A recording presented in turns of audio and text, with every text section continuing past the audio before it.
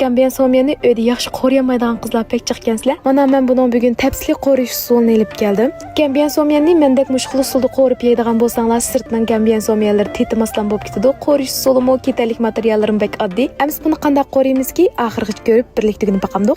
Oldi bilan ketalik sekuktatlarni ko'rsatilgandek tayyorlab olgandan keyin kalgishi yoki qo'y go'shtini yeb pishirib to'g'rab olamiz. Sekuktatlardan jusay, so'ng piyoz, samsoq, zanjibillarni ko'rsatilgandek to'g'rab olamiz. Lapizni yumshatib olgandan keyin jusayga moslashtirib uzunroq qilib to'g'rab tayyorlab olamiz. Keyingi bosqichda cho'pni pishirib olamiz. Lag'man jisini tatib, qo'limizga yo'gab, taxtaga urib, odatdagi lag'man cho'pinigidek inchikiltib etmaymiz.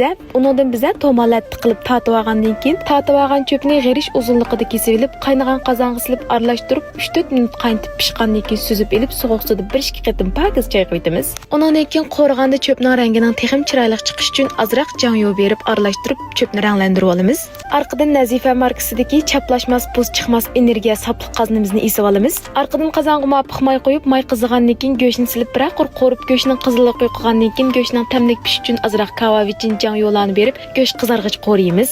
Undan keyin samsoq, zanjibil, so'ng piyoz, lapiza, bir qo'shiq changan lazlarni bir vaqt silib, qizil may chiqicha 2 minut atrofida qo'rib olgandan keyin eng oxirida muvofiq tuz berib, jusay pishirib olgan cho'plarni bir vaqt silib, undan boshqa azroq pishiq kunjut maydini qo'yib, yaxshi aralashtirib, jusay pishqich qo'rib olgandan keyin qo'rim cho'pni taqsiga olsak tayyor bo'ldi. Üstiga azroq kunji sepitib dasturxon qo'ysanglar texmi ko'rkam chiqadi. Buni mushunda qo'rib mayli mehmonlarni oldiga qo'ysanglarmi yoki uydagilarni qo'rib turgan bo'lsanglarmi maqtab turib yeb ketadi. Sizlar oila chiqim qo'rib bir sinab yiqinglar, xayr xo'sh.